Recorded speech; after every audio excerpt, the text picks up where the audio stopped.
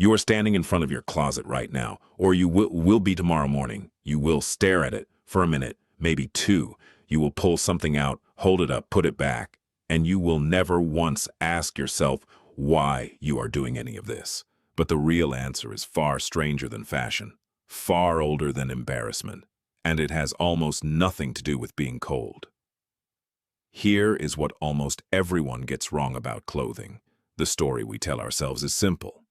Early humans were naked. The climate got colder. They wrapped themselves in animal skins to survive. It is a clean, logical story. It is also almost certainly incomplete, because the timeline does not add up. Humans were wearing clothes tens of thousands of years before the last ice age reached its peak, and some of the earliest evidence for clothing comes from warm regions of Africa, where temperatures rarely dropped low enough to kill a naked human. Something else was going on, something deeper. The first clue came not from fabric or bone needles or cave paintings. It came from a louse.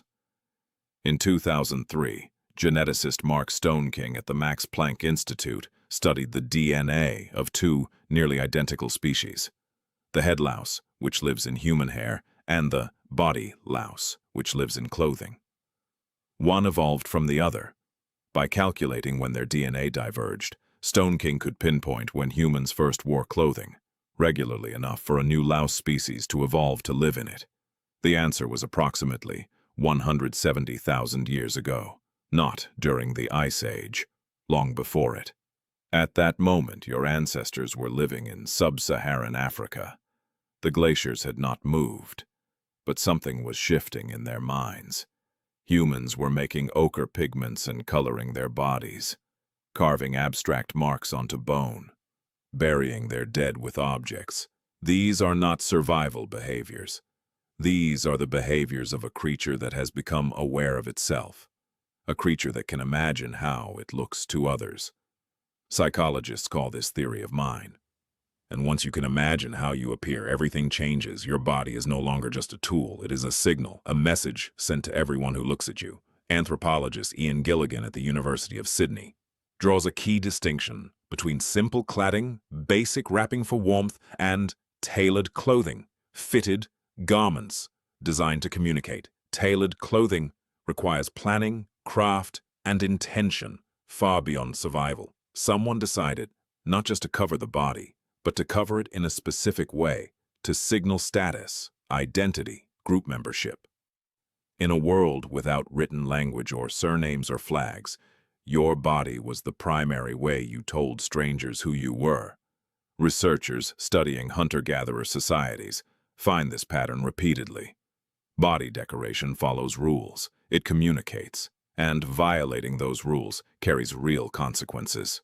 Evolutionary psychologist Daniel Fessler at UCLA found that in virtually every human society ever documented, the exposure of certain body parts is treated as socially catastrophic. Not physically dangerous, but the kind of violation that triggers exclusion.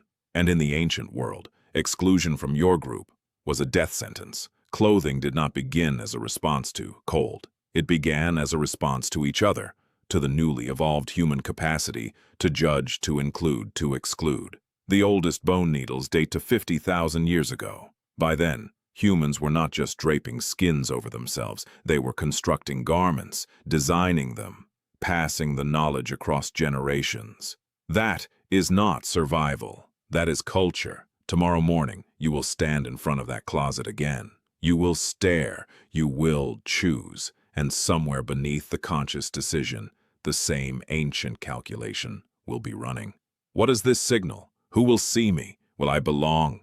The discomfort you feel when you show up somewhere dressed wrong, that hot flush of social error, that is 170,000 years of evolution speaking. The language your ancestors invented, not to keep warm, but to keep belonging.